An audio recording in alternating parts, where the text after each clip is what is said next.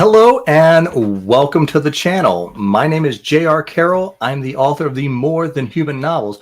But today, what we are doing is something new, something I've never seen done. I thought this would be fun because I want you all to be involved. And this is the Fantasy Call-In Show. Now, I've been on many lives. I've done many lives. And the way it normally works is you'll be in the comment section and you'll type away, and not a huge channel, so I can see most people. But if you're trying to have a real conversation, it's a lot harder to do that in the comments because you only have so many characters, and then sometimes it's hard to write things down the way you want it. So here, what we're going to do is, if you have something that you really want to talk about, you're passionate about, movies, TV, video games, books, obviously this is a booktube channel, you can use the link that is at the top of the comment section and click in, and it will bring you into the queue. And from there, you can talk to my producer, my wife, and tell her what you want to talk about, and we'll pull you up. Depending on how many people we have, we may just have a few minutes to talk, or if it's something that's really super interesting, we'll just keep going with it. But to start off, we're gonna, some of the things that are interesting going on right now. Of course, it's Christmas time. We have two big self-published book releases. One that just happened this week, and that is Will Wight's The Engineer. It's his new series. He's most famous for Cradle, of course. And I did a review on The Engineer. Loved it. I actually thought it was better than the first book in the series, The Captain. It feels a lot more like a Cradle book, a lot funnier. And then a big book release that's coming out next Tuesday is the newest book in the Expeditionary Force saga, which is like book 16. Book 15 was supposed to be the last we thought, but I guess Craig pulled a Uno reverse on us, and he was like, okay, I'm adding another book to the series. I'm not going to complain because it's my favorite sci-fi series of all time. So I will probably be the first person on the internet with a video review on that. But anything like that you want to talk about, like I said, books, we got BioShock, the movie. They're starting to ramp that up. BioShock, the original, is one of my favorite games of all time. And I think it's the most well-written video game of all time. So if you're into video games, feel free. I haven't played a lot of the newer RPG games that have come out in the last couple of years. I've been super busy writing and everything, but I'll be glad to talk about them with you. And then, movies that are coming out. We got Aquaman 2 coming out. I don't know how that's going to go. I really like the first one, but a lot of these movies seem to be kind of flopping. I don't know. This might be the last movie in the actual old DC universe until they create the new one. So I don't know if some people are just going to give up on it, or maybe it's the last hurrah, and I definitely want to see it because I love the first one, and Jason Momoa is just awesome. But we are going to bring up our first guest, and this gentleman's name is Samuel. Hello, everyone. Can you hear me, Samuel? Yeah. Can you hear me now? I think you might have your mic muted. Uh-oh. Hold on. Not muted. Not muted. You're not muted, are you? It says you're supposed to hear me. I think... can you hear me now? Yeah, I think there's something going on with Samuel's mic at the moment. Oh, it says he can. Oh, well, maybe I can't hear him for some reason. Can you hear me now? Let me turn my speakers up all the way. Yeah, my speakers. Hold on, I'm trying a different microphone. I have only one microphone attached.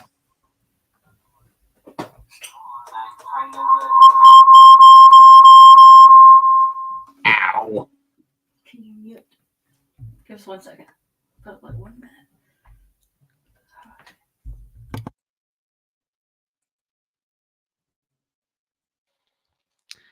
I'm gonna keep on testing until you can hear me.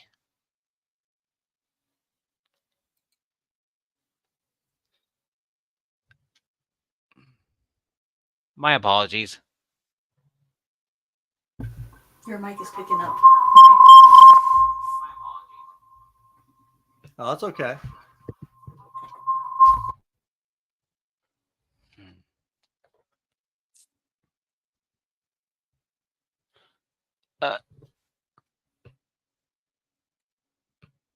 It seems like the audience can hear me. That's weird.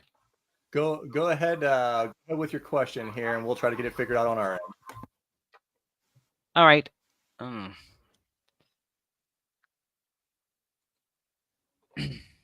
right. I hope you can hear me. Wait. Yeah, that's sorry. Hold on a second.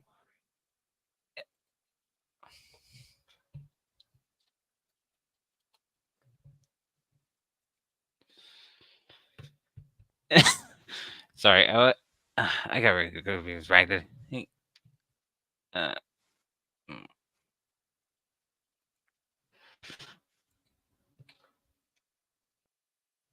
Oh, okay.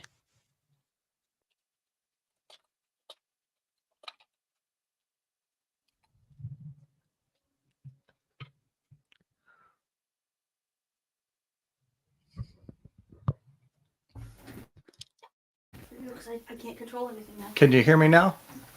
See how you sound. I could hear you. I can hear you. I can't hear anything. I'm had to switch to a different microphone as well. I turned my stuff off. All right. Samuel, can you hear me? I'm had to switch to a different microphone as well. Yeah. Well. Samuel, can you hear me? Yeah, I think you got some feedback looping. Can you mute him and see if it works? Mute him. What's with your mic?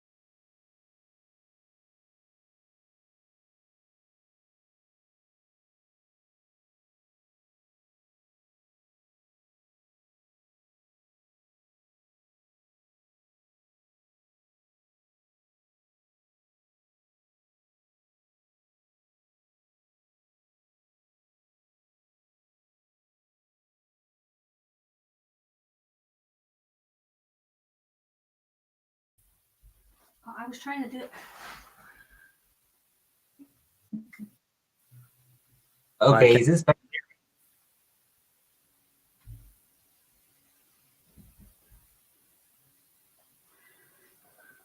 I hope you can hear me. Yeah. Go ahead. What would you like to talk about? Sorry, always on the first try. There's got to be some technical difficulties. What's going on, Right. Britton?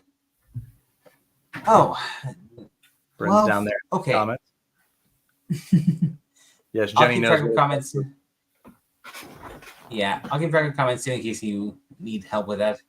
But that's because I'm good with that sort of stuff, based on what I've been able to do with tech stuff as well on my end. I'm not in the tech field though, but I have been able to keep track of that as well. Yeah, it's always something. But yeah, so you wanted to talk about short story writing? That's first. If we have time for others, that'll be appreciated. But yeah, so first off, I'm not sure. I have to ask. Have you written a short story before? Actually, yeah. So I have my 3 full-length novels up here. But the next book that is actually going to be published is a collection of short stories, 8 of them right now. I may slip one more in before publishing, but yeah. So yeah, they're totally different writing styles. Yeah, I'm more of a novelist myself, but I'm trying to get a short story written for potential publication to a magazine called Strange Horizons, I think it was. Yeah, that's right.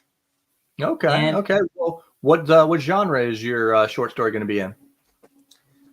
As I've written it so far, it's supposed to be a retelling of Goldilocks and the Three Bears from the bears' perspective. Oh, okay. So is it going to be YA, or are we talking more of an adult version? Well, here's the thing. I first wrote 2 versions. I first wrote a version of it a few years ago, which was definitely more YA or more middle grade, depending on how you look at it. Okay. Yeah, I could see middle grade being kind of the where you can switch it up a lot from the original story for sure. Yeah, that version had a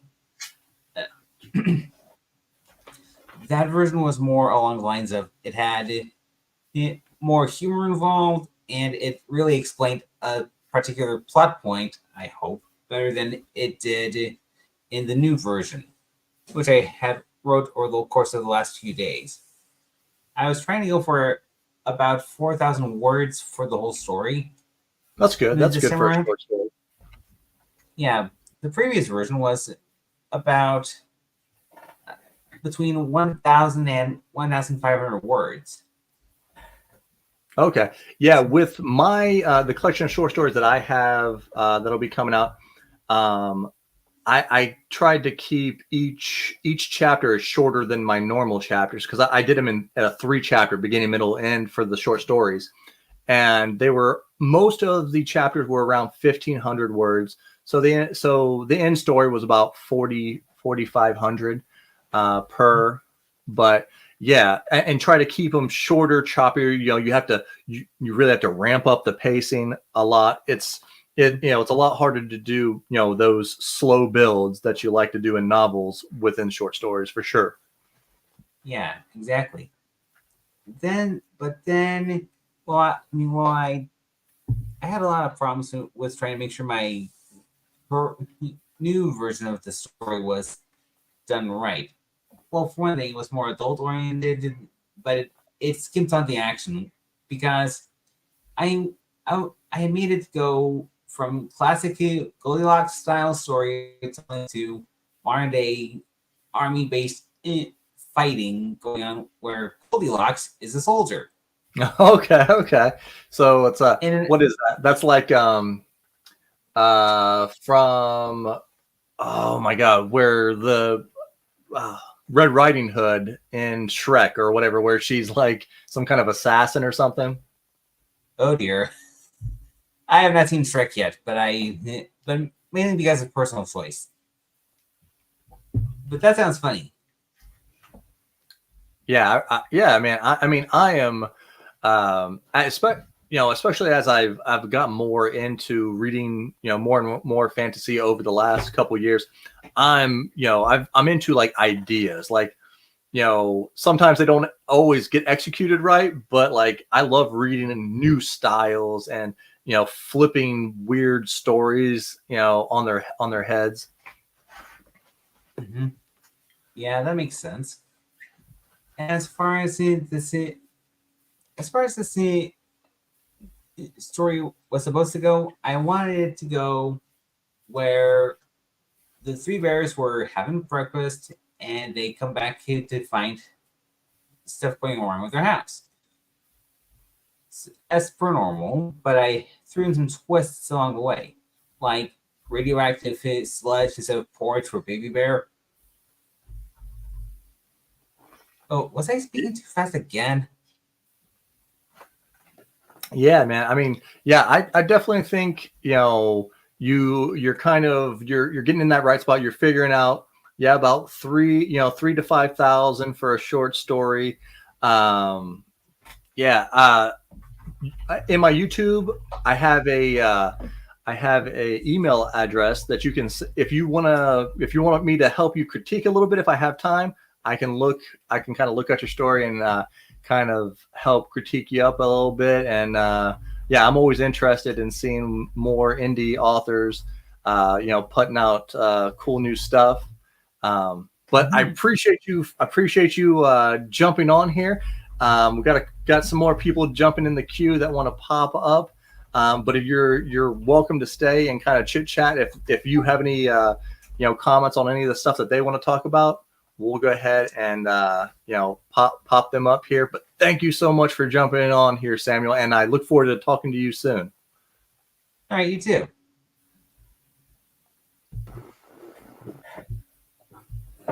Wait, hold on. I'm just oops, was I? Yep. Sorry. Oh, hello there. Britton, what is up, my man? How's it going? Oh, it's going well. I just wanted to pop in real quick. I appreciate you hopping on here, man. I'm trying something new, man. Trying to get some more interaction. Just talk about random stuff. So, what have you been up to? I know you're in the editing phase now of your book, right? Yes, I did complete the second draft actually last night. Nice. But I'm probably gonna work on it some more. I should note that doing the second draft is much easier than when you're working on a new project. So it's always fun. Yeah, So, man. yeah. It's always easier because you got most of the plot. You got most of all your points down. Then you can just be like, that. As you read it, I tend to read my stuff out loud as I'm going back through it, and just to make sure that it sounds like people would talk, and be like, okay, I got to tweak that a little bit. Yeah, a little impatient to do that, but yeah. How have you been, Joe? A lot better now that we figured out we have a good backup quarterback here in Cincinnati. Yeah. I've seen your Bengals have been struggling. Hey, I think as it sits right now, we're back in the playoffs. It's been a weird NFL season so far. I think back to our chat we had on my channel, and I'm just like, my God, it did not go the way I expected it would go. Yeah. So, do you got any cool book, movies, or anything like that you're interested in coming up, or that you've just recently watched? Well, I haven't really seen anything going on. I'll admit, I've been really bad at keeping up with movies recently. Me too, man. I'm not. Yeah, no lie. I haven't been to I don't remember the last one we went to the theaters for, and I love going to the theaters. It's not because I don't want to. It's just because I've been so busy. I just haven't had the time to get to the theaters. I'm a theater guy through and through. Like, if there's a big movie, I want to go see it in theaters. Yeah, I'm the same way. I'm like, man, I like seeing it in the theaters. Oh, but Change the wheel. yeah. There's actually, Jenny had a good question down here. I guess we both could ask, since you're currently in the editing phase. I'm just in the first draft phase, and for next. How do you know when you're edited enough? When I first started writing, I talked to a lot of writers, And they were like, yeah, you can get sucked into the editing trap where you just keep editing, keep editing. A lot of people think that's where Patrick Rothfuss is. Like, they think he's probably done, but he can't make his mind up. You know, he can't like, all right, I'm done. This is good enough. This is good enough. You know. Yeah, no, it's yeah, I'll admit it. I'm more Hello, John. Another hello, recently debuted author out there who's killing it. No, but my well, you know, I basically this draft I went through, I was getting rid of all the crutches and like just words I like to use when I'm kind of, you know, there were just words I used a lot. I'm like, Yeah. I should probably get rid of these. And my editor. Do you write in Word or do you write in Docs? I write in Docs, but Yeah, me too. Yeah, I will put it on. I might put it on Word eventually. Yeah, But, I just go into Word Find and like I kind of know some words that I like to use. So then I just go to Word Find and I see how many times I've used it. I'm like 77 times. Is that too much for that one? You know, maybe we'll just, you know, kind of go. Yeah, yeah. like, I'm just trying to get rid of my bad habits, and then I'll go in and tweak some more because the guy sent to edit my book was like, hey, there's some third act stuff you should fix. So yeah, I'll do that. Are you planning on having beta readers? Oh yes, yeah. I'll send it out to people. I find that's probably the best way to really get, especially for if you're doing I kind of know where I want to go with my story, so I don't ever seek out developmental editors. I just use my beta readers once because I kind of have, and then I just see what my beta readers. Got a posse of beta readers. Yeah, if they're I have a handful of them that have been with me since the beginning, so they're like, yeah, Joe, this probably isn't gonna mesh well, and I'm like, okay, all right, I trust you guys, you know. Yeah, it's definitely it's interesting how I mean, this is like my first novel I've done, like serious one. So, you know, I'm still kind of figuring a lot of stuff out. Dude, I did, like I said, I was telling the other guy, I just finished the 4th, which is a short story collection. I'm on like chapter 5 of my 5th one. I'm still figuring stuff out, man. Like, you know, when you're does it? Especially if you're self-published, it's like I don't have a team of 10 people that I just send it off and they make it look pretty for me and send it back and say add some stuff. You know, it's like you're doing 95% of the work yourself if you're self-published. You know, like I said, you'll have some beta readers and stuff, but you got to go find the editor. You got to go find the cover person. You know, and it's, you know, yes, $400 already. It's, you know, what's that? $400 already, and I've is that what you paid for your editor? Yeah, and that was a friend. So yeah, I was gonna say I actually for my second book, I was like, you know what, I'm gonna pay a little bit more for this next person, and I did. Yeah, you can do that. But oh, Chaz is up in the house today. What's up? What's up? Hoping to have a podcast with him at some point. Yes, we've been trying to work that out. but yeah, like right? with my second book, I went to Fiverr and I was like, I went to the Fiverr Pro. I was like, this guy's a pro, right? He's certified, check mark, all those good stuff. And like, I was not happy at all. I paid $5.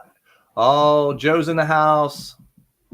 But yeah, I paid $500 or something like that for a Fiverr Pro, and I'll never do that again. I'll go search for my own like editor in other spots and stuff, because this guy, like, I found multiple, like when he sent it back to me oddly quick too. And I went through it and I found some stuff because I did self-editing too, but then, you know, I'm paying an editor so I don't have to look through everything and keep going. And I found a couple things in the first like 3 chapters, and I'm like, if I'm finding stuff and I'm not an editor-minded person, like I know readers are going to find these things. I'm like, what's what I'm paying you for? Yeah. And so I'm just like, nope, I'll just go search and talk with people, talk with editors myself, and try to find when I, see if I find. Oh, and if you are in the live right now and you would like to come up and talk about anything from books, movies, TVs, the link is, I believe, pinned at the top of the discussion here. And all you have to do is click in it, and you can jump in, and we can talk about whatever nerdy things that you want to talk about. So what are you up to, Chaz? Oh, not much, man. Today's been a fairly easy day. Took my daughter out driving today. I'm teaching her to drive right now, and so that was that's fun. And yeah, she's doing good. So I've just been relaxing and doing some reading. So what are you reading right now, Chaz? I'm reading The Labyrinth's Heart. It's the final book in the Rook and Rose trilogy. You might have heard of Mask of Mirrors. Heard of, don't know too much. Like, what's it about? It's pretty cool. It's kind of a Victorian-esque setting with a the main characters in the story are vigilantes, and the masks that they wear give them like different powers and stuff like that. And it's part of the story is based around a tarot that they've created for the story, and yeah, it's pretty cool. It's very different, which I like. So yeah, man, yeah. that's all. I mean, it must be good. How many is it? Is it a trilogy you said? Yeah, it's a trilogy. Yeah, the final book just came out in August. So ooh, okay, so it's new. Yeah. I like I like what Joe said over here. Sometimes you have to learn to at least ignore half of what your beta readers say. Yeah, at the end, that's true sometimes. Yes. Yeah. Well, the way I do it, I don't know. I mean, me and Joe, for you guys that don't know, JCM Byrne, we've talked a little bit about it, but I'm not exactly sure how he, how he does with his, beta readers. But it's like I have a handful, and if more than half say something, like, okay, there's a pattern here. There's something to it, but if like one of them says it and then nobody else has anything negative to say about it, okay, I'll be like, okay, that's just their preference. But if you get more than half of your people that are reading it are saying, maybe this isn't, then I start really thinking about it. Okay, why would it be that way? Maybe I ask them about a little bit more why. What, is there a way that I can keep this in? And and then, but Joe is right. At the end of the day, I mean, it's your name. Yep. I wouldn't change my complete vision on anything. I mean, I might change a scene here or there if it's too graphic or too sexual or just people think it's weird. I might change a scene out, but yeah, I'm not going to change my vision for the book. Unless everyone is just like, yeah, this sucks, this whole thing. Fortunately, I've only got mostly I've gotten, just mostly it's just like there's just some lines to take out. Some of them I liked, but I could see why they could be taken out. So too dry. Yes, exactly. Jenny, cowards. Yeah, I like that comment. That's great. Yeah, well, kind of the way I figure when it comes to like graphic and stuff like that. It's weird. Oddly enough, I don't do a lot of cussing in my books, except for like when character needs to make an impact. But like with gore or violence or whatever, graphic stuff like that, I just let it go. Like if I get to a fight scene or somebody falls off a horse, I'm not gonna be afraid to be like, oh yeah, he bashed his skull open and his eyes hanging out and whatever. I'm not gonna be afraid to put that in because that's the way it would happen. Yeah. That's good. Yeah. Yeah. Ultimately, it's like you said. It's got to be the story that you want to write, and Yeah. At the So end of the day, it's up to you. how's your writing going, Chaz? Good. I've still got edits I'm making on my second book. I haven't done any more writing, but I'm planning to start some new projects next year. But yeah, as of right now, my second book has a tentative release date of October 1st. Ooh, yeah. So, yeah, that's my goal. That is off. How big are you expecting the book to be, or are you one of those people that has no idea what it's going to end up being? Oh yeah, it's already finished. Okay, Right now it's sitting at 95,000 words. so Oh wow! that's Congrats, man. solid. So, yeah, thanks. So I just got I've had it with all my beta readers and all the things, and I've got to go back and work through some of their edits and Yeah, I think know you about got. doing a map and Oh, see, I wanted to do that at first, but when I first started publishing, I'm like, I only had a couple things I could put money into. So I'm just like, sure. okay, I got editing and art. Like that's the two things I spent all. So, but maybe when I finish the trilogy, I'll put a map out in the third book or something. But yeah, I love maps. Like I think they're the Oh coolest. yeah, I do too. I think what I'm gonna do to start off with is I'm gonna try my hand with Incarnate. Oh, Um, another good thing for Jenny. She's a November baby, like myself. We are awesome. woo, cool. I'm a March baby. Yeah, I didn't ask Brenton. How long is your book? Do you know how many words you got out? Oh well, that's funny you ask because I just checked it. 79,000 words. That's 70. You said 79. 79,000. Yep, that's how long Gunslinger is, or I guess Gunslinger's over there. Yeah, I was trying to. It was like 80. It was like 85,000 the first draft. So yeah. Okay. Yeah, I know some people will say like they're overwriters, underwriters. When my books go through edits, I tend to lose a little bit.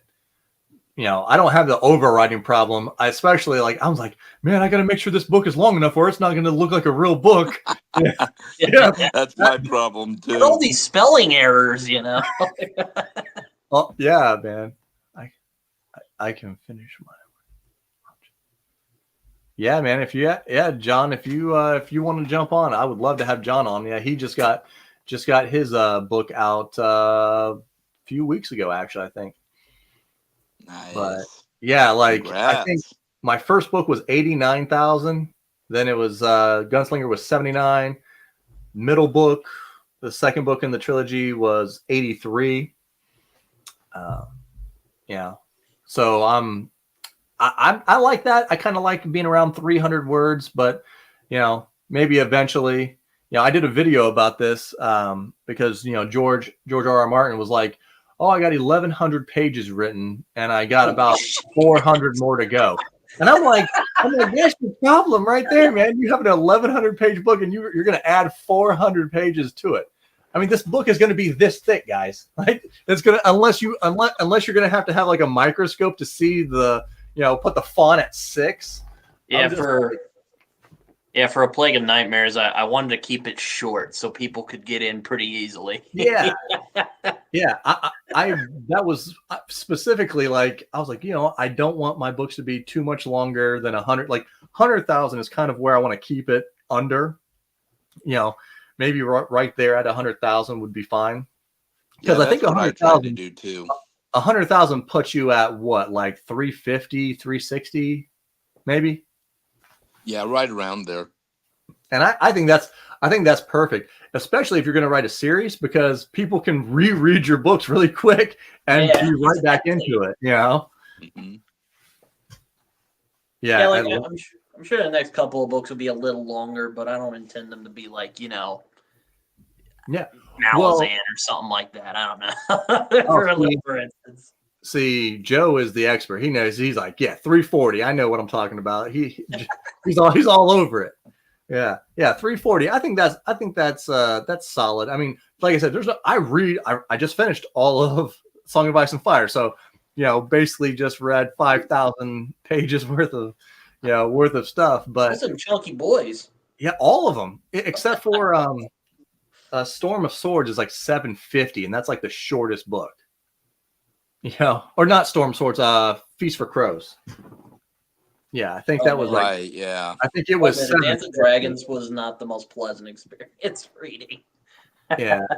What you said, Dan? You didn't like A Dance with Dragons? No, I did. It was just not always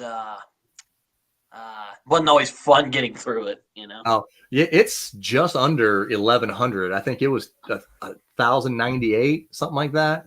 Mhm. But yeah, he even said at one point when in his newest interview, he goes, maybe I should have started off writing smaller books. And I thought to myself, so is in his mind, is he thinking I can't write smaller books now? Like people will be disappointed if my books are shorter. And I started thinking about that. And there's only one series that I've seen and it's a longer series where the books continuously kind of get shorter. And that's I've only read the first book so far, but Monster Hunters International, if you're familiar. Isn't that a video game? Monster Hunters is a video game, but the book is Monster Hunter International. The first book is like big. It's a big book. It's 600 pages or whatever. But then I was looking at reading the rest of the series, and almost every single book gets smaller. And I was like, that was the only thing I critiqued about the book. I was like, the guy put so much into this first book, and it was like, it's one of those books where kind of like Sandman Slim, where you start and it's like apocalyptic, like the end of the world could happen. I'm like, where do you go from there when your first book's the end of the world? Oh yes, I know the author. I've heard of him. Okay. Oh, the author is hilarious on Twitter. Like, I don't do Twitter as much as I used to, not because I have anything where I like Elon, but I have to focus on YouTube more. I'm not so good that I can, aren't the Dune books like that too? Yeah, I think you're right. They're thick boys. The first Dune is huge, but then I think is it Children of Doom is like super small compared. Yeah, it's like under 300 pages, I think. Yeah, Chad, because you've read them all, right? Well, I've only read Dune and Dune Messiah. I plan to finish the rest of the series next year. Yeah, I've only read the first book, but I definitely want to continue. And when I seen that one of them was really short, I'm like, that's great. I'll just bust right in and just knock it out real quick, It packs a lot into that 300 pages, though. Yeah, I like John. He says, very fun, but a bit of a boomer. Well, he just wrote a book called In Defense of the Second Amendment. Might trigger some people. I don't know. But so he wrote that book, and somebody was like saying something to him on Twitter, and they were like, you should probably go read a book or read or something. I don't think they understood that he wrote the book, and they're like, maybe you should go read a book. And he's like something along the lines of, I can't quote him perfectly, but it was something like this, like, okay, little punk, I've written more books than you've read. Go to look at who I am or some shit, like, because he's written like 50 books or something, And I'm just like, that is hilarious. Love Twitter fights. That's awesome. Or X or whatever it's called nowadays. Be right back. Oh, yeah. But so you have any big things you're trying to do this year, Chaz, going into next year? Anything new you're trying? Oh, yeah. Mainly getting my book out. I mean, that's the biggest one. And then just continuing doing the channel, and I didn't make a whole lot of plans, although I mean I do have I have a video coming out on Tuesday about my plans for 2024, so I do have a lot of plans, but nothing like big other than releasing my book. So I guess there's one. I am hoping to do NaNoWriMo this year, so Oh my god, when I first started on Twitter, like really going hard on it, where I was probably posting like 10 comments a day on Twitter. I started my like official Twitter thing like in November, and people like NaNoWriMo and 50,000 words in a month, and I'm like, even now, as writing as much as I have, that still is a daunting task to get 50,000. Like you have to be dedicated, like real hardcore. And I think the most I've ever written in a single day is in the mid to like 2,500 words in a day. And I thought I was the king of the world. I was like, oh, I killed it. I'm the greatest. And like, you'll see people on Twitter. People on Twitter are like, yeah, I just got through 10,000 words today, guys. Yeah, I'm like, oh my dear. What are you? Are you human? What are you? 10,000 words in a day? Like, It might be the Brandon Sanderson sock puppet accounts. Maybe. I'm like, you just wrote an eighth of my entire book in one day. I think the most I've ever written in a day was 5,000. That's about the max I could pump out. Usually it's more like 2,500 though. You're right. I didn't have time to write I've never heard that one. I haven't either. Yeah. Oh wow, yeah, good job, John. That's awesome. how I do it.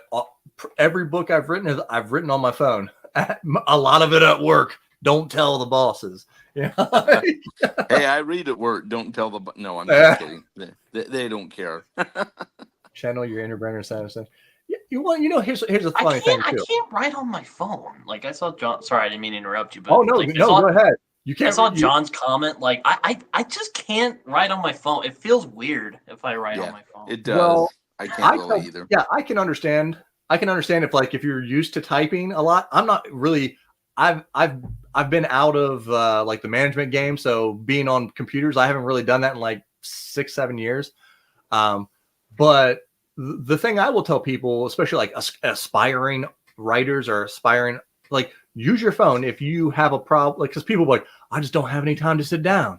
I don't have any time to write. Which, let's be honest, that's BS. Like everybody's watching TV for 4 hours a day or whatever. Like if you got 4 hours to watch TV, you got an hour that you can sit down and write.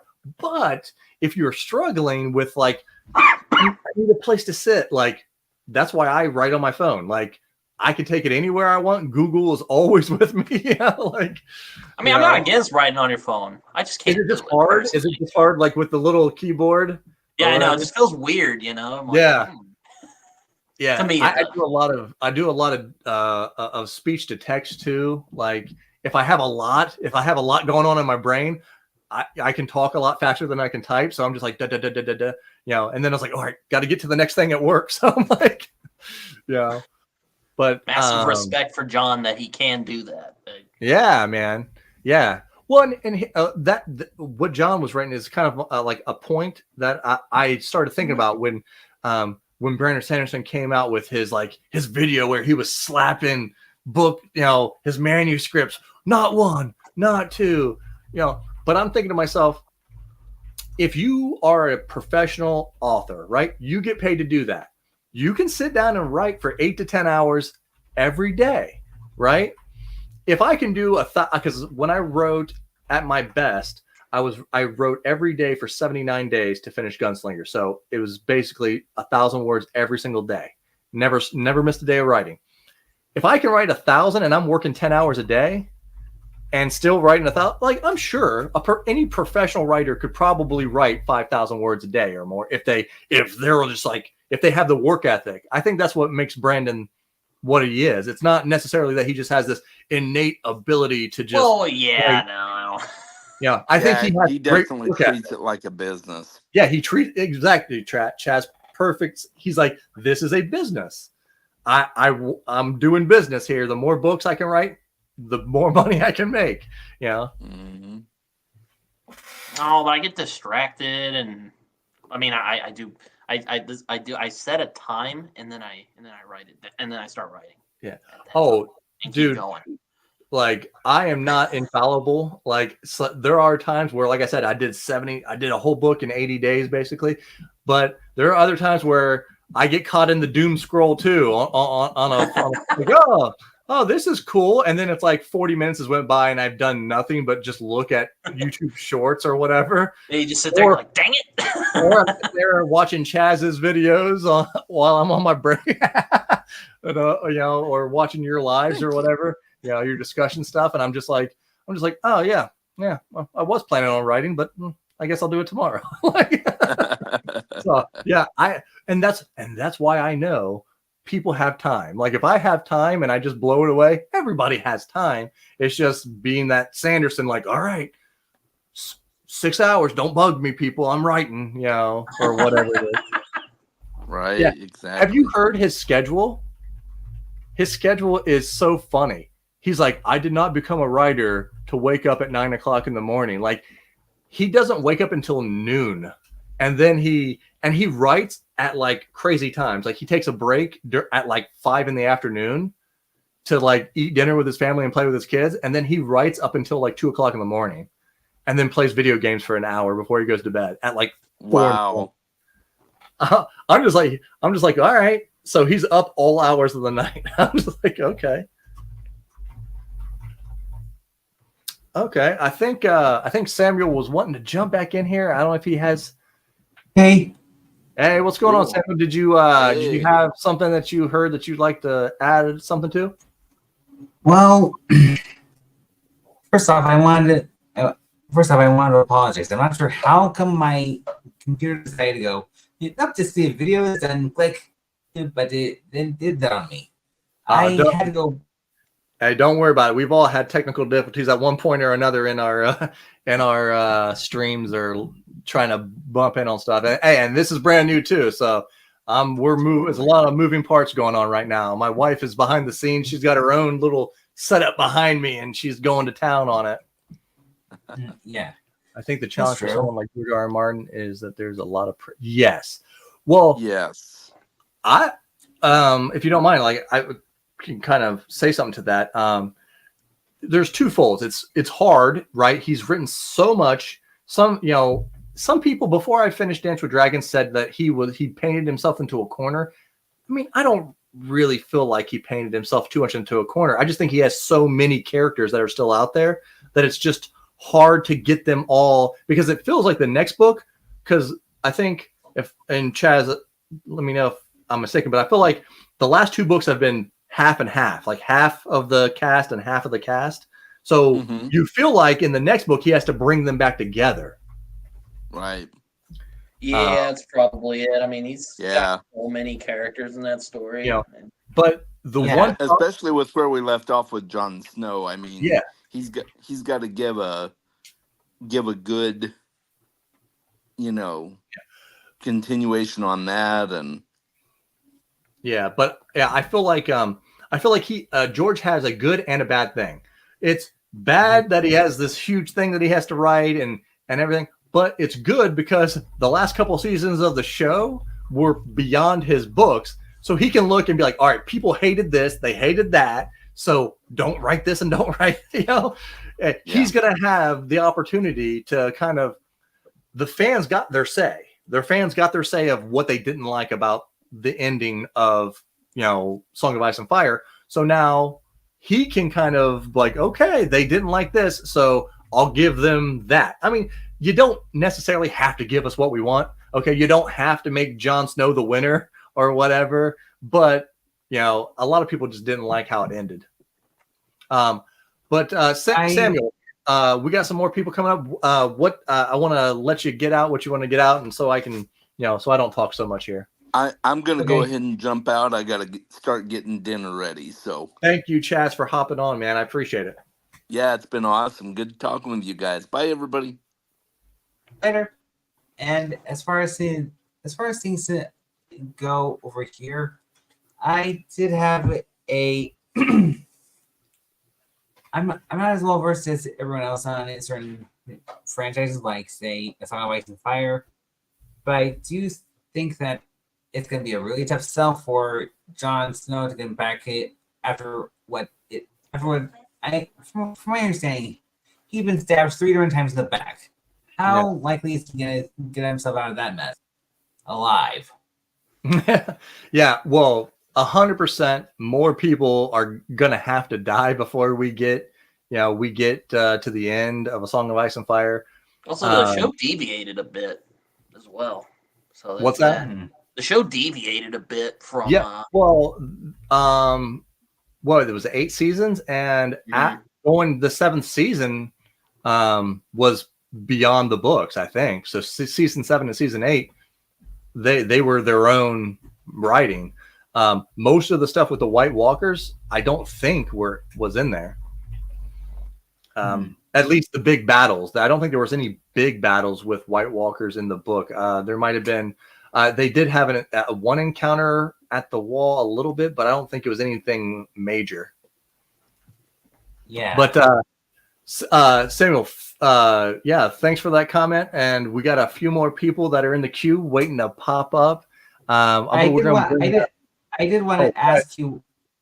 I did want to ask a question, actually, if possible. Oh, absolutely.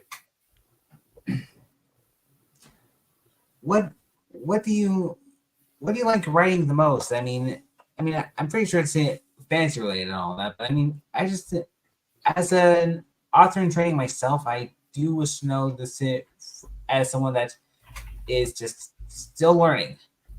Like what genre do I like to write in? That's primarily it. Yes. Yeah.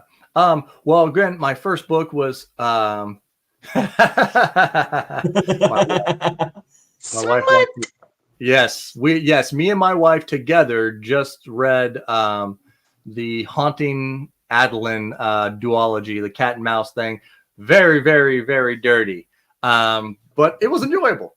But as far as myself writing, my first book it's a 1600s kind of your Renaissance discovery, sword play, vampires, werewolves, dragon, not dragons, but just the kitchen sink of stuff. My second book was a Western fantasy.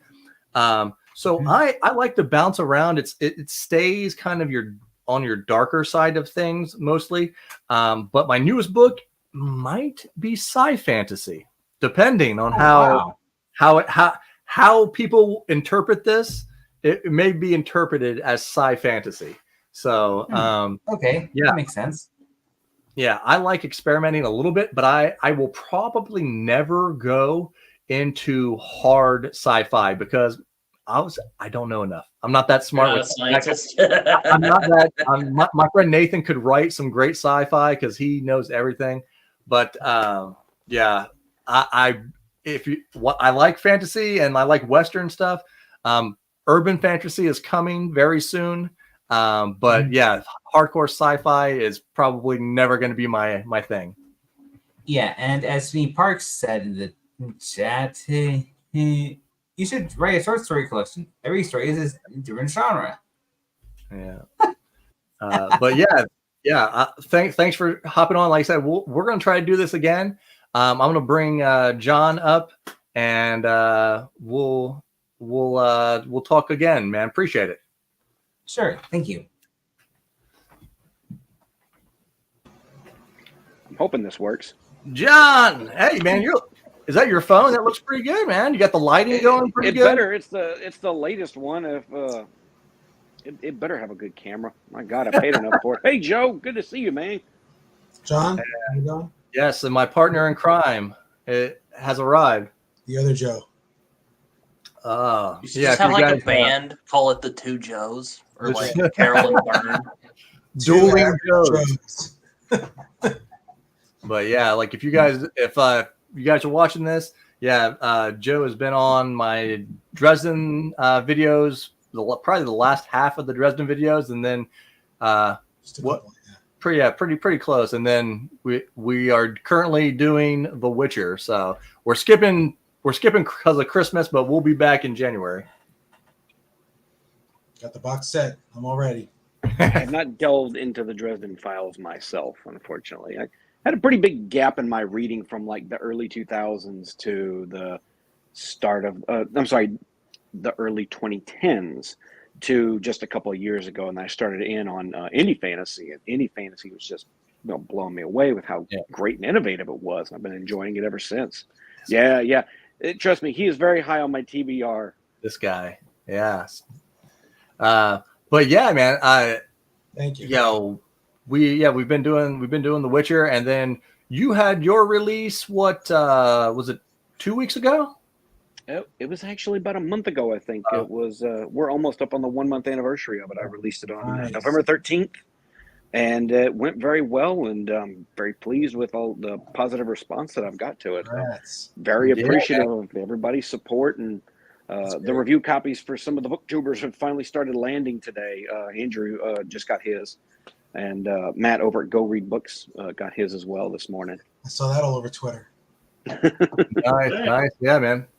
Yeah, you got yourself a nice kind of hardcore fan base there. Whenever you do a live, you always got quite a few people in there, man. That's awesome. I'm thankful for it. That was one goal of the YouTube channel, was to start building up a little bit of interest for folks. It's my own hype channel for my books, and that's one of the best things that available to me. One of the best tools that I have is that channel now. But and I've decided to take a good bit of October off from streaming in order to get a lot of things lined up, because I got a lot of plans for 2024 myself, and some new streams and some big stuff. And especially I want to start the year with this big long form author tribute that I've been wanting to do for months now. I was gonna say, anything you want to break the news here about that you're going to be doing? No, that's about it. Pressure's on, I'm not man. gonna name too much Pressure's stuff, on.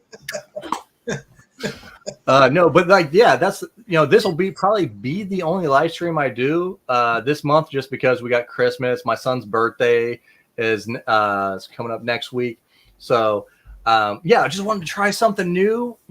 Just get anybody in here who wants to talk about anything media related.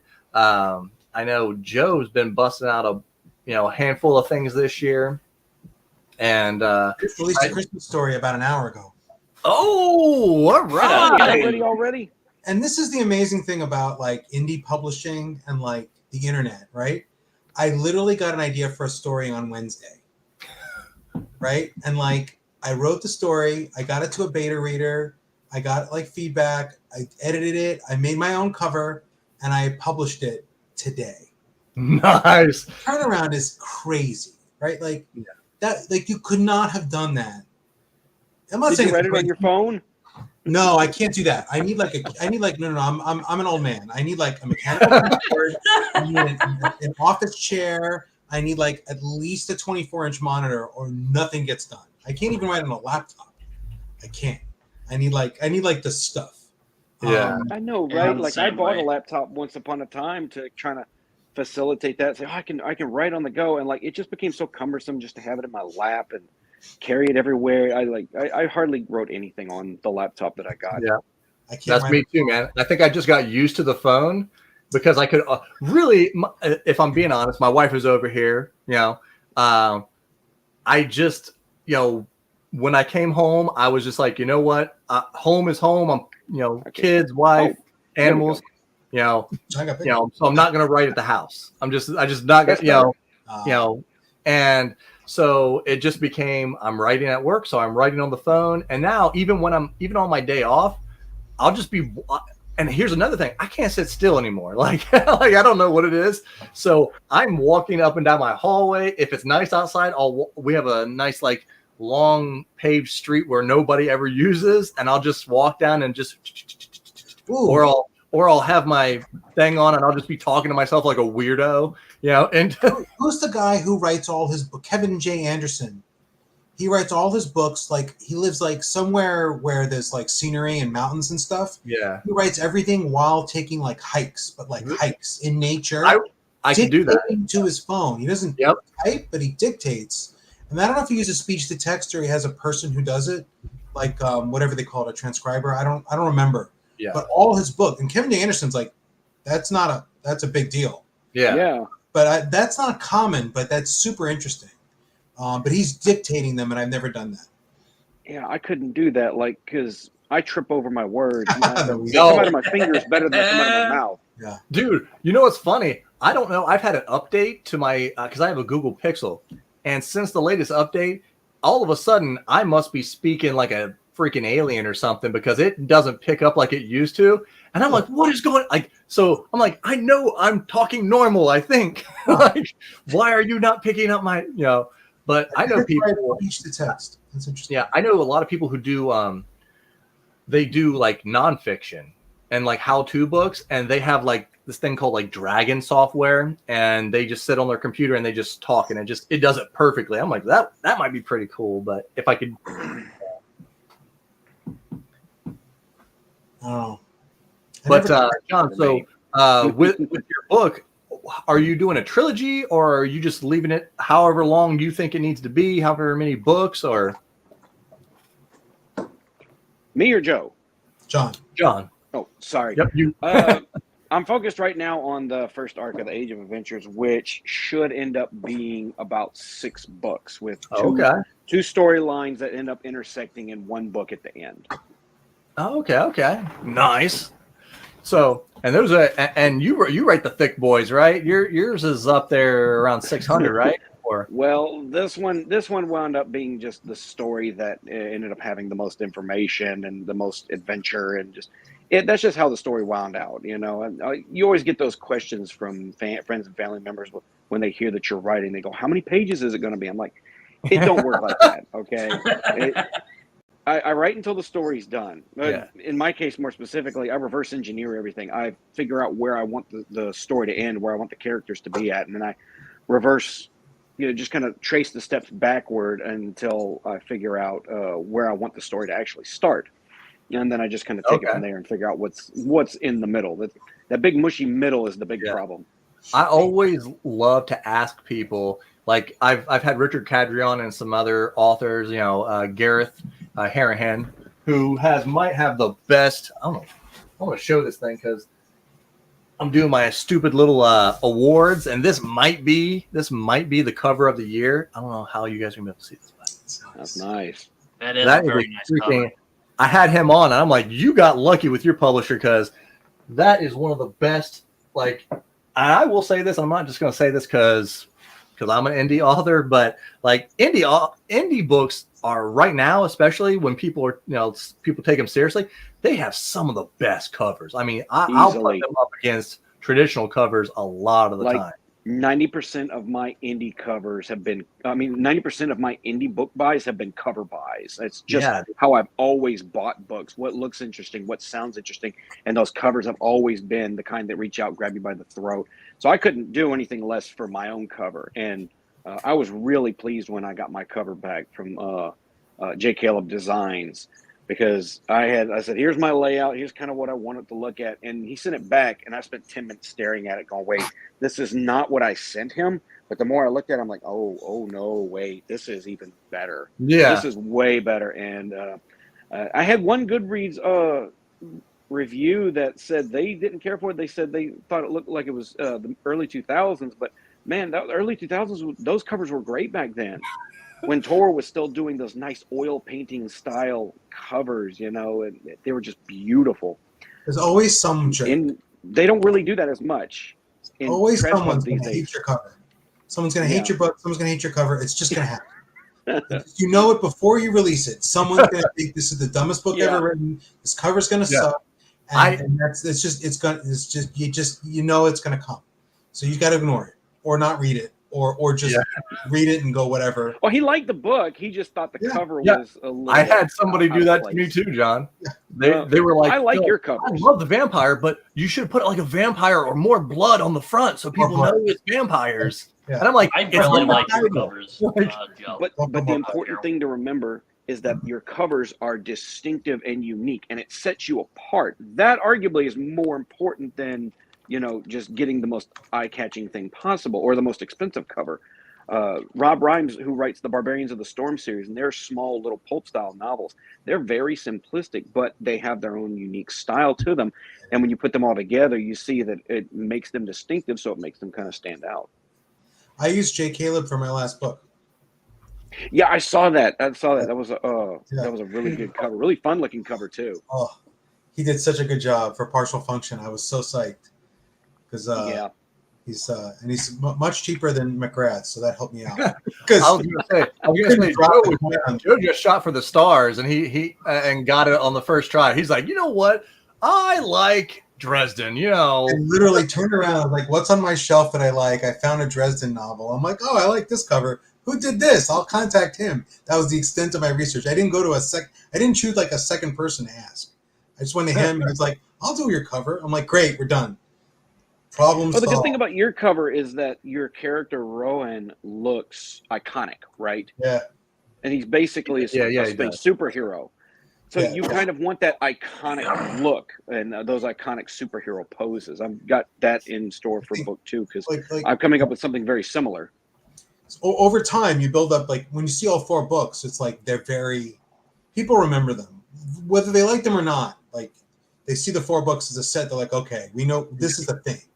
And Yes. it's something they don't get confused, like, wait, is that the person who also did? No, they know immediately, like, okay, this is whatever it is. And yeah, so it's good. Yeah, Britton. So I know you're in your second draft editing phase. Do you have an idea of what you're trying to do with your cover? Oh God, I haven't even started thinking about that yet. I mean, there's a guy, like one that I kind of was interested in. I have a friend named Curtis Lawson. He writes horror novels. Blackheart Boys Choir is one of his books. Actually, let me pull out the copy he gave me real quick because I really love the cover art. Yeah, here it is right here.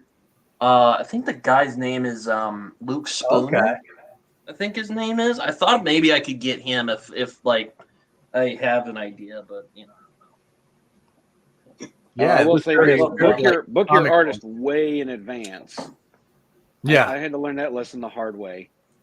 yeah. I've used the same guy for all my stuff, and even like we know what's like it's gonna be longer than we think, so it's always like, yeah, as soon as, like, if I have like, okay, I'm gonna try and publish in 6 months, like that's where I'm at. I'm like at least giving him 4 months, because like he might be like, oh, I could do it in 30 days. But And if then you it's want like, someone like Felix Ortiz, you've got to give more like 10 months to a year. yeah, Oh Not yeah, God, even- yes. Not even kidding. yeah. If you got, yeah, I'm sure if there's I like, asked him. doing a lot, I asked him, I'd be like, Me too. He was my go-to, and Yeah. when he told me like he was booked up till next summer, and I'm like, okay, I feel like Maybe to be I'll a see you real next indie time. author, you've got to have a book edited by Sarah Chorn and with the cover by Felix Ortiz, and then you've arrived on the indie. There's a certain corner of the indie scene where I feel like half the books are edited by Sarah and half the covers are done by Felix. That's not. I'm not really being serious. Like, yeah, it's I'm so really- weird. Like I've had people, and people are asking me now, because I sell a decent amount of audiobooks, even relative to my physical books, and I'll have people ask me, because I get, and this is a big thing. People want consistency. They want the books the same size. They want them to look similar. And then they'll ask me, you're using the same people for the next audiobook, right? I'm like, yeah, I'm using the same people. Like that was going to be the deal. But well, if you change the voices, I'm out of here, or if you change the cover, I'm out of here. Like, yeah, you get. I don't want to say trapped, but it is trapped, right? Like you they can't. like it's the readers like consistency. Yeah. Especially when they found something they like. yeah. Well, I'm looking at. Oh, sorry. Oh, go ahead. No. Oh no, I was just saying. Well, I'm looking at John's book, which, by the way, nice to officially meet you. Some good reviews, and then there's 2 that just blasted. So I'll take my chances. Oh, a second one popped up. Wait, what? A second bad review popped up. Well, hold on. Well, I had one, but I know exactly who sent it. It was someone who trolls me on Twitter, so Oh I don't my really God. count that. And he does it to like every indie author too. He did it on Goodreads as well. And you can yeah, go back and look. Yeah. If you go back and look there's at the a books that they review. reviewed, they're all 1 stars. Yep. My best friend Nathan, I mean Joe's been on with him. My book Gunslinger got a bad review, and he's like, why would someone 1 star? And he's like, oh yeah, this guy 1 star is like everything. Like, I'm just like, Okay. And when I tried to report it to Goodreads, just say, hey, this is obviously a troll account that's just one starring all the books. They basically told me to go fuck myself, and they wagged the finger in my face. And for some reason, when I point this out on Twitter, people kind of jump down my throat about like I'm the asshole here. Like, I'll accept any good faith critique, even if it's a 1 star. But when it's obviously a troll, whatever, I'm not gonna make an issue of it anymore. But it is what it is. It's part of the troll reviewers, and I don't even think that these people, they don't read the books, obviously, because the one on Goodreads told me that mine was a Game of Thrones wannabe. Like, it's not. Like, it's based on classic stuff like Dragonlance and D&D.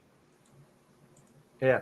Well, and actually I had issues with Amazon in general. Like I remember I've had like at least 10 or so reviews that just vanished from Vampire, at least. I've had people be like, I posted people contact me online and be like, oh yeah, really liked your book. I posted a thing, but I don't see my review on Amazon. And I'm just like, Amazon's going to do whatever the hell they want to do. Like, yeah. I don't know. Just tell your friends. They don't really care. Tell your friends that you like the book and tell them to go buy the book. Yeah, that's kind of how I'm. You've made it when the trolls are everywhere. It's so funny. I was telling my wife was asking me this. Like, I haven't had really many negative reactions on my long form videos for YouTube. Now I've had some on my shorts. Some people, but I just like it and say, yeah, thanks, man. Thanks for watching. But on here, I really haven't had many negative reactions to anything I've done. I've had people be like, well, I disagreed that you didn't like this book, but that's normal. I haven't had any trolls coming in and trying to attack me yet. The best way to deal with trolls, especially on Twitter, if they come at you too hard, or on YouTube, is to thank them for the engagement and thank them for helping feed the algorithm, especially if you're monetized on Twitter or YouTube. That still puts a little bit of change in your pocket. The second they realize that even blasting you is helping you, they'll stop doing it. Bye, Joe. Hey, but thanks for stopping by, Joe. But yeah, like. Well, yeah, I remember I had some guy on one of my shorts, and like I knew it was not. Oh, well, I guess he's coming back. Maybe he just had to pop off for a second. Sorry, Yeah. technical problems. Welcome Oh back. no, you're My good, phone man. froze up, and I was like, I can't see anything. I can't hear anything. Yeah, I'm bad. I'm my bad. I had some negative reactions. I did a short, like a 60-second short, maybe not even that long, about I want to say it's Memnon or one of those, and this guy was just like, some wannabe archaeologist, like just like that's not how it was, and that's like and like 10, 12 comments, and I'm like, I get it, man. You don't like it, cool, but if you want to keep giving me interactions, like keep pushing the video for me. I'm like, but like, yeah, I try not to ever say anything negative back to anybody. I'm just like, unless you're personally attacking me, I'm just like, it's okay. You didn't like the book or you didn't like the video. Yeah. Thank you for watching. At least thank you for commenting. And it bugs me when I can take a negative review. Hated this book. That's fine.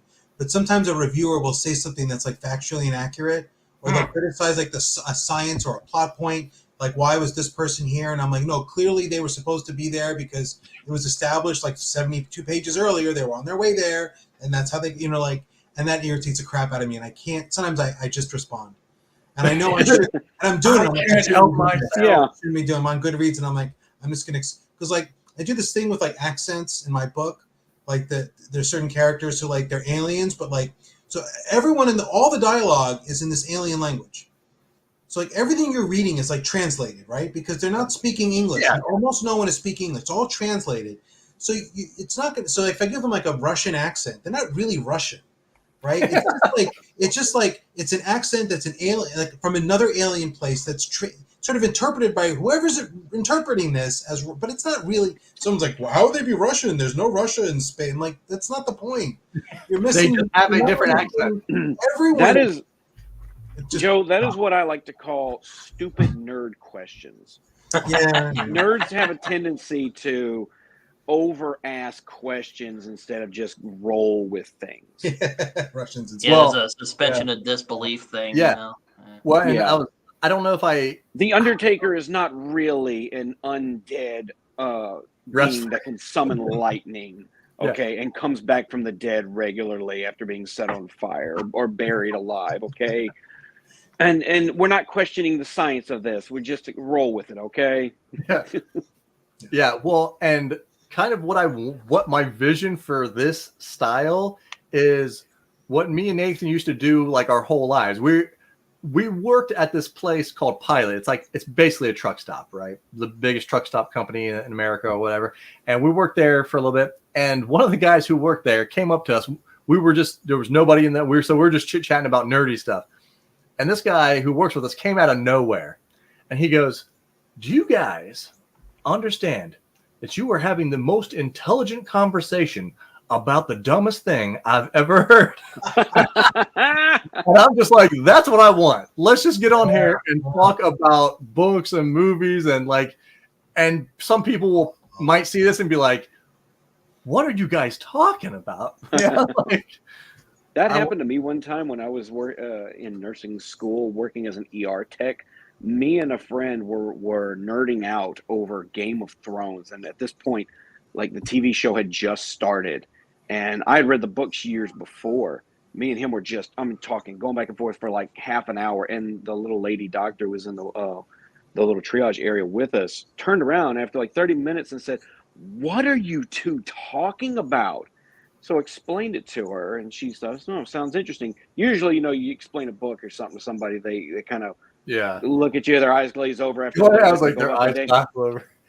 A week later, when I was coming back into work, she was driving by in the parking lot. She stopped, rolled a window down, and said, "Thanks a lot." I said, "For what?"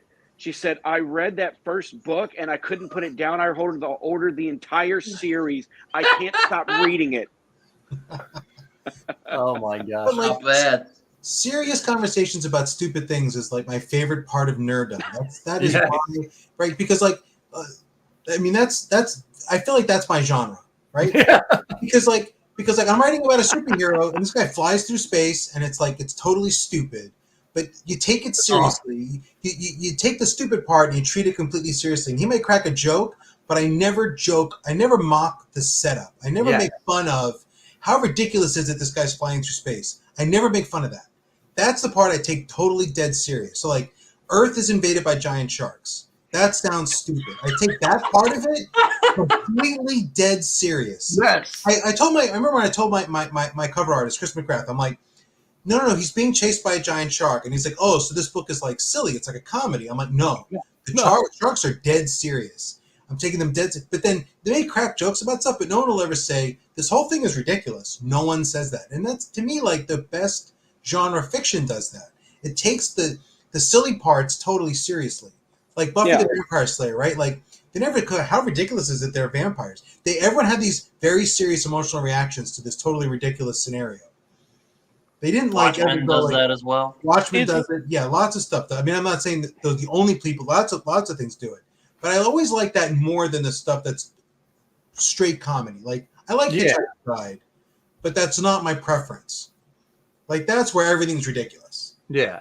That's a big anything seriously. I love when you play it straight. It's like also we've talked about this. It's like, and I'm pretty sure I talked about this with Brenton when he interviewed me. It's like you gotta, especially if you're in dark fantasy, you gotta have some characters that are gonna keep you out of getting to grimdark, unless that's where you want to be. But they're, like you said, they're not here to make fun of the story and take people out. They're just here to bring some levity and stuff. But everyone's playing it straight in the book. Right. That's fun. But I just love it. Like I would love to go to like you just got to go to a big Comic-Con. I would love to, because I would be in I'd just be listening to everyone's conversations, like, "Oh, that one, that's a good one, that's a good one." Come to Dragon Con, you can pee next to Jim Butcher. This close. Oh my God. I heard that story. That was funny. God, that's a story that you can hold on to forever, man. I will. Like, I wish. I will tell that story 1,000 times, It's like, and I will not get tired. Everyone else will get tired, but I like won't. you remember when Papa Joe would tell us that story about him peeing next to Jim Butcher? I almost did. The thing is, I was leaving the bathroom as he was coming in, and I was like just on a hair trigger from turning around and following him back in. But then I'm like, that's really creepy, Joe. That's weird. That's a little weird, bro. Too weird. You can't. It's Jim Butcher, but you can't just. You were clearly leaving the bathroom. Like he bumped into you in the doorway. You can't just, oh, I forgot something. You didn't forget anything. There's nothing in there for you to go, oh, I left my ring or whatever. Oops, I'm not gonna lie. I was really jealous of everybody that went because like 75% of the people that I know on Twitter were there at the same time, and like that part of my brain that it's I've met friends that I've made online before. It's really exciting. It's really fun. And it's kind of like you really don't want it to end. Like, I got to imagine being at that convention. I would have been hunting down everybody based on where their pictures were taken. I'm like, okay, Jim Wolvern's over here. TJ Lombardi's over here. Geolocating them. I went to hardly anything. I just hung out at the bar at the Westin, which isn't even an official part of the con. But all the writer people went there. So you go to like your panel, and then you go to the bar.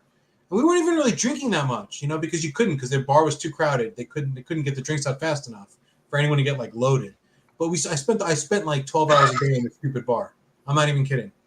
And then like you go to a couple panels, you go see some stuff, and you come back to the bar. So it wasn't really hard. If you're a YouTuber, you end up streaming that. That's some good content right there. People love that. I did not do that. I did not. I did no work. I didn't hand out cards. I didn't make any connections with people who could like sell books. But you just want to hang out with the friends. I did. I hung out with people like Zach Argyle and Bo, and like I had a conversation with Ryan Cahill. I talked to R. Beardy for like 2 hours. I tried to pimp out Michael Michelle. We did a whole bunch of stuff. Well, and I actually did a video recently about this, about like why are authors not as big like superstars as like actors and musicians? It's like because we broke. I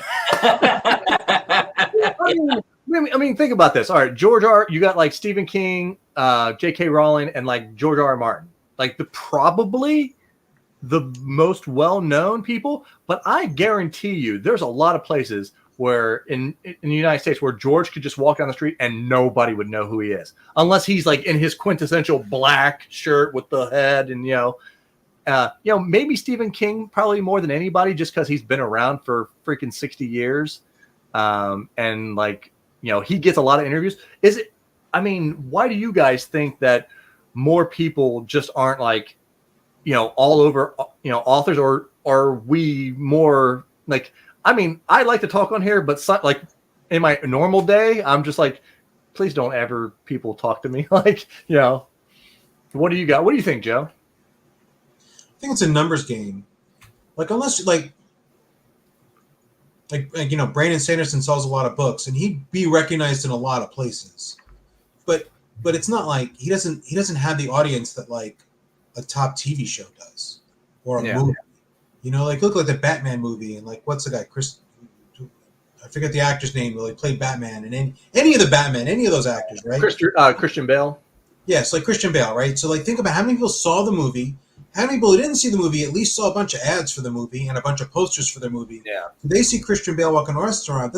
There are many tens of millions or hundreds of millions of people in this country who are going to recognize who Christian Bale is. He's going to get swamped in a restaurant. Yeah. Talking about to Brandon Sanderson, I bet there are people who have read Brandon Sanderson books who don't really like pay attention to the author photo. Maybe many do, but not everyone. But certainly, like it's not like people are seeing ads for Brandon Sanderson books on TV and having tens of millions of people recognize his face. That's not happening. Like we're a niche. Yeah, we're a niche. Reading is niche in this country. Yeah, it's a sizable niche, but. Yeah, I think really it just every so often you'll have a book that breaks out pretty big. I mean, like, but what'll happen is a book has to break out really big, and then you have to get on like Oprah.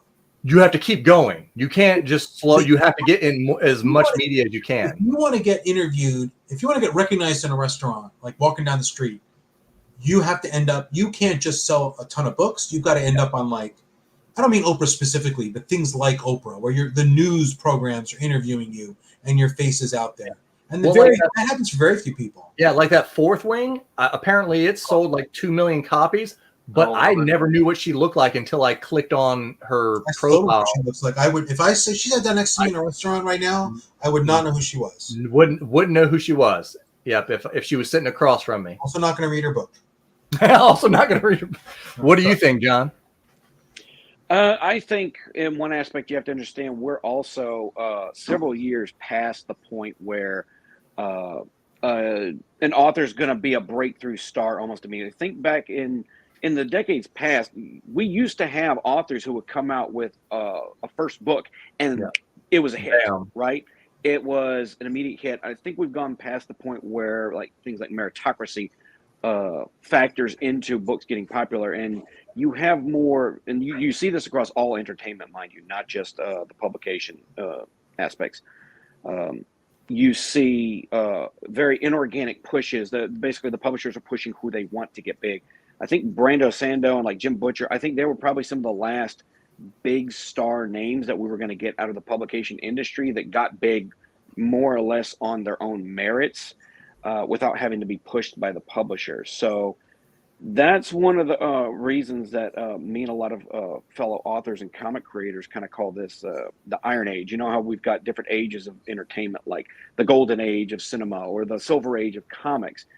To me, this is the Iron Age of entertainment because you have more independents that are simply eschewing the trappings of getting their work out there by mainstream means and simply taking the reins of control for themselves.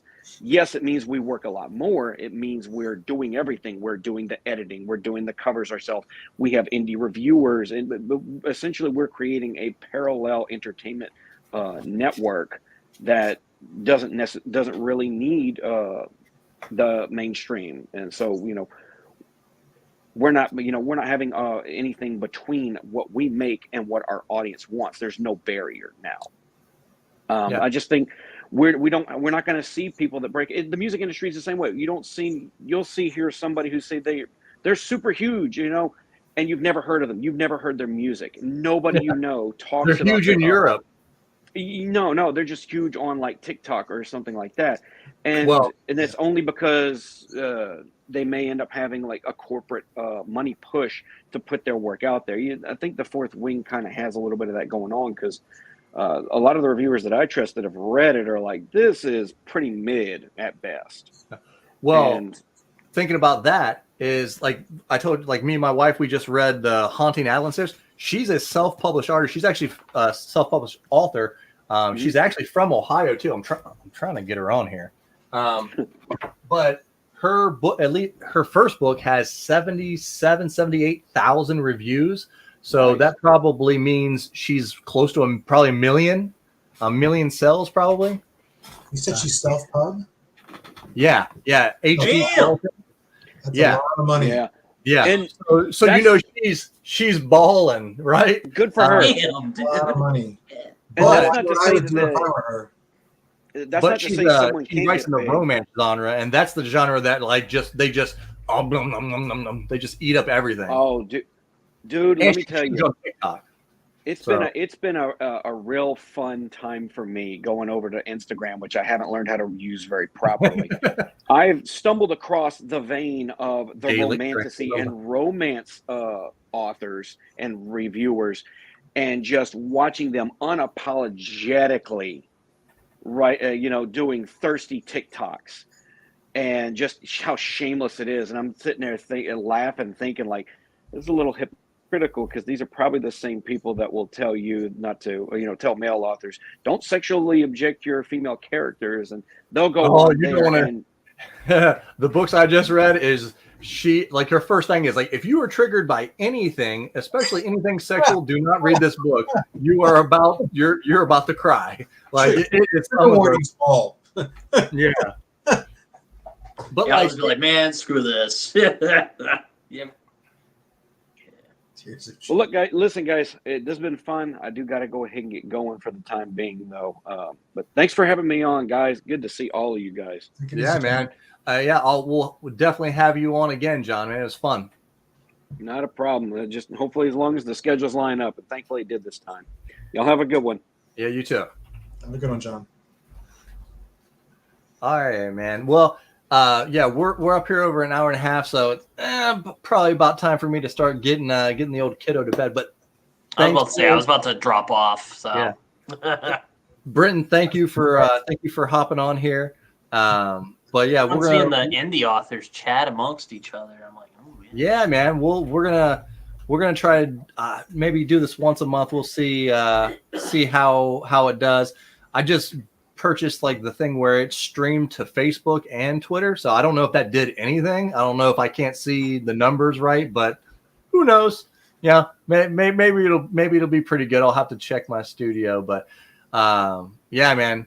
Britton, keep me updated on how your book's going, and Joe, I'm gonna bust out the credit card, and all your books are coming home with me here soon. I'll send them to you, man. You don't have to bust out a credit card. No, man, I'll support you. If I got the extra cash, I'll support you, man. I'll need the. All right, guys. Well, thank you. I'm talking to Wayne about getting audio done for the next 2 Hybrid Helix, and I'm definitely getting audio done for Partial Function. I have her under contract. It's going to be a while. There's a wait, but yeah, I'll get them. Oh man, So, I love some audio. So. Yeah, I know. I just said I'm just got to do it. Got to do it. So. All right, guys. Well, thank you so much for hopping on here, and we'll do it again next month, guys. If I don't talk to you, have a great Christmas, guys. Oh yeah, you too. All right, take care, everyone. Very good. Wait, Joe, do you celebrate Hanukkah? Yeah, technically. I'm not very much. Technically, yes. But I did just Sorry, release I had to ask. a Christmas I had to story. ask. Yeah, it's like the 3rd night, I think, or the 4th. All right. I don't even know. I should know.